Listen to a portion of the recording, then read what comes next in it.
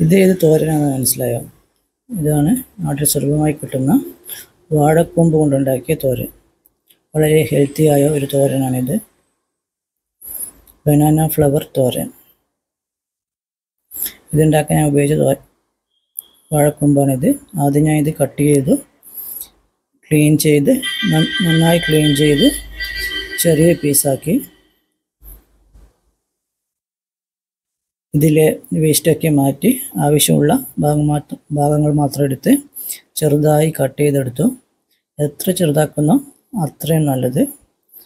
നന്നായി വെന്ത് വരും, ടേസ്റ്റും കൂടും. ഇതിൻ്റെ കൂടെ ഒരു സവാളയും 5-6 പച്ചമുളകും ഒരു തക്കാളിയും എടുത്ത് അതും ചെറുങ്ങനെ കട്ട് ചെയ്തു.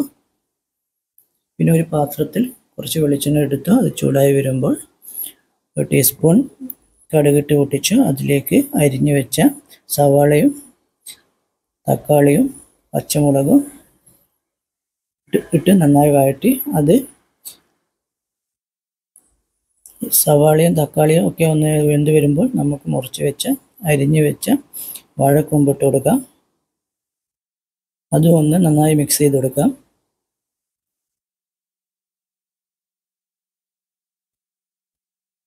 വാഴക്കൂമ്പിന് കുറച്ച് വേവ് അധികമാണ്, അതുകൊണ്ട് കുറച്ച് സമയം വേവിപ്പിക്കണം. ഒരു 5-10 മിനിറ്റ് നന്നായി വേവിപ്പിച്ചാലേ വാഴക്കൂമ്പ് വെന്ത് വരൂ. വെന്ത് വന്നാൽ നമുക്ക് അതിലേക്ക് ആവശ്യത്തിനുള്ള മഞ്ഞൾപ്പൊടിയും കുറച്ച് മുളക് പൊടിയും ആവശ്യത്തിന് ഉപ്പും ഇട്ട് കൊടുക്കാം.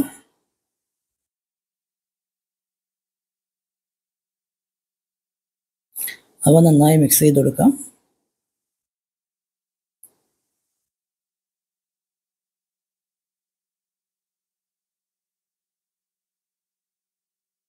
ഈ മസാലയൊക്കെ ഈ വാഴക്കൂമ്പിൽ നന്നായി പിടിക്കണം. വാഴക്കൂമ്പ് വെന്ത് വന്നിട്ടുണ്ട്. അതിലേക്ക് നമുക്ക് തേങ്ങ ചിരകിയത് ഇടാം. തേങ്ങ ചിരകിയത് കടയിൽ നിന്ന് വാങ്ങിയതാണ്, പൊടിയാണ്. അത് നന്നായി ഒന്ന് മിക്സ് ചെയ്ത് കൊടുക്കാം. ഈ തേങ്ങയാണ് ഈ തോരന് നല്ല ടേസ്റ്റ് നൽകുന്നത്.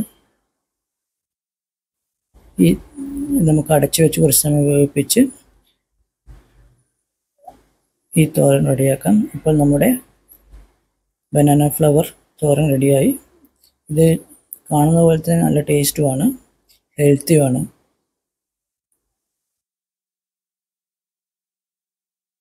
നമ്മുടെ ബനാന ഫ്ലവർ തോരൻ, വാഴക്കൂമ്പ് തോരൻ റെഡിയായി. നിങ്ങൾക്ക് വീഡിയോ ഇഷ്ടപ്പെട്ടെങ്കിൽ എൻ്റെ പ്രൊഫൈലൊന്ന് ഷെയർ ചെയ്യുക, ഫോളോ ചെയ്യുക, ലൈക്ക് ചെയ്യുക,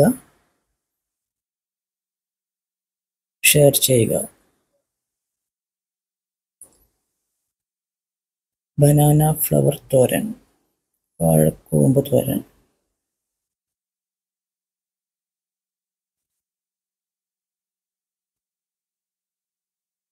താങ്ക് യു.